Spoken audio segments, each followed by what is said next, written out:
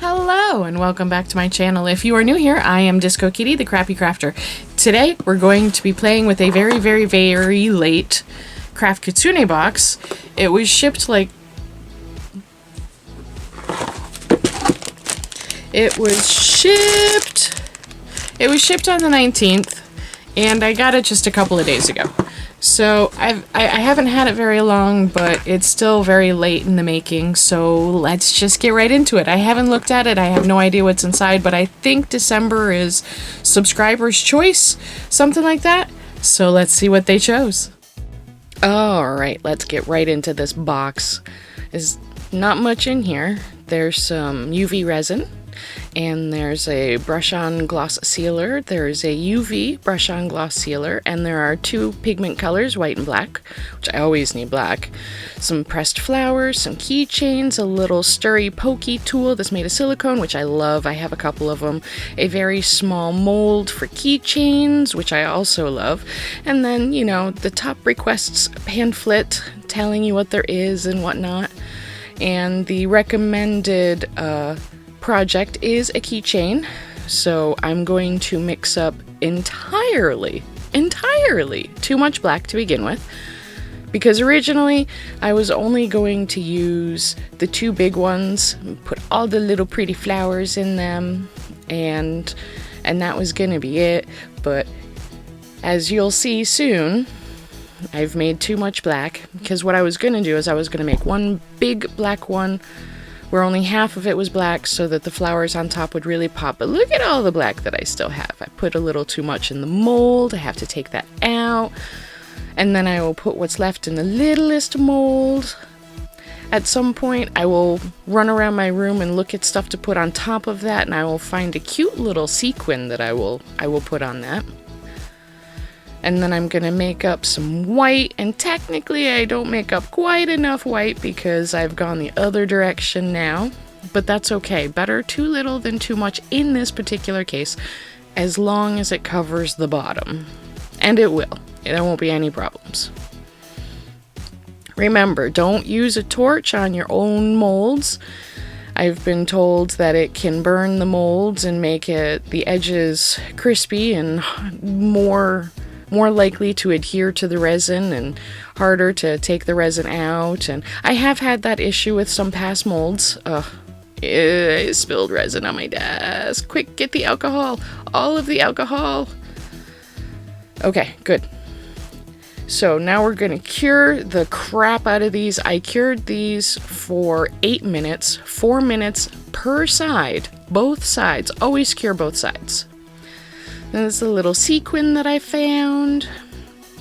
I actually got that from a kit for making, what's the word? Shaker charms. I got that as a kit for making shaker charms. I don't think I have ever put any of those sequins into a shaker charm because my shaker charms are fairly small and the sequin is pretty big. Bleeds over a little bit on the edge there, and that's fine. I can always use a file or sandpaper later to fix it up. And now I'm going to take out the flowers. They're very nice. I am happy that they are purple. Purple is my favorite color.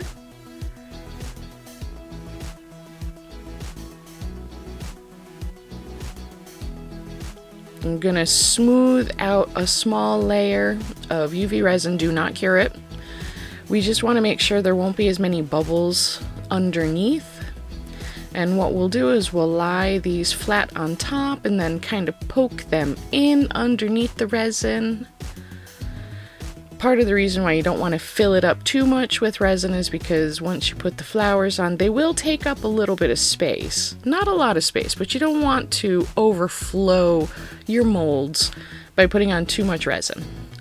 And we'll top this one up, make sure that everything is where I want it to be, and then we'll start working on the second one. This was nice. It was easy to do. Oh, right, the stem on this was a little bit too long, so I came in with some cuticle snips of all things because I have like 16,000 pairs around my house, and I snipped that off. Place the rest of the flowers. I honestly have no idea what I'm doing. I've never taken any kind of designs classes or anything like that, so I've never been good at, you know, really placing things so that they look good. Remember to cure it. I cured the top of that for 4 minutes. And here's what I'm talking about. That has gotten a little crisp and it's now stuck, so I'm going to use some very fine tweezers to push it through so I don't rip it out and can try to use it again later. These would also make fabulous earring. Oh, that's probably what it is. You know what? I bet this is an earring mold. Anyways, so I accidentally torched that little bit of resin.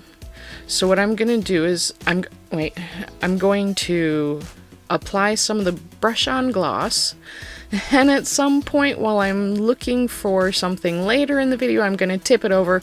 I don't know how I managed to knock it over. Honestly, I walked away from my table and I came back and it was flipped over. Okay, so now here is the part where I got mad. I needed to provide my own jump rings. I could only find one size of jump rings, even though I know I have hundreds, if not thousands, of jump rings in this house because I used to make jewelry on the regular.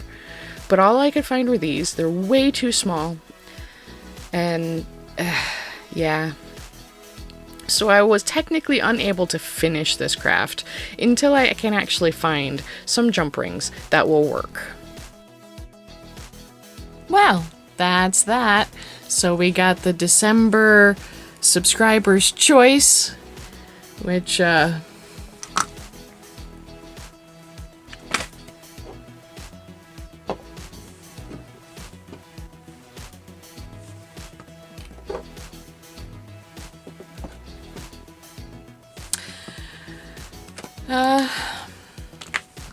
so these are really cute. This didn't come out quite the way I wanted it to because I managed to flip over while the that top coat was drying, but you know, whatever. It's all good. These are super cute. Yep. Thanks so much for joining me this week, and I'll see you next week. Stay safe.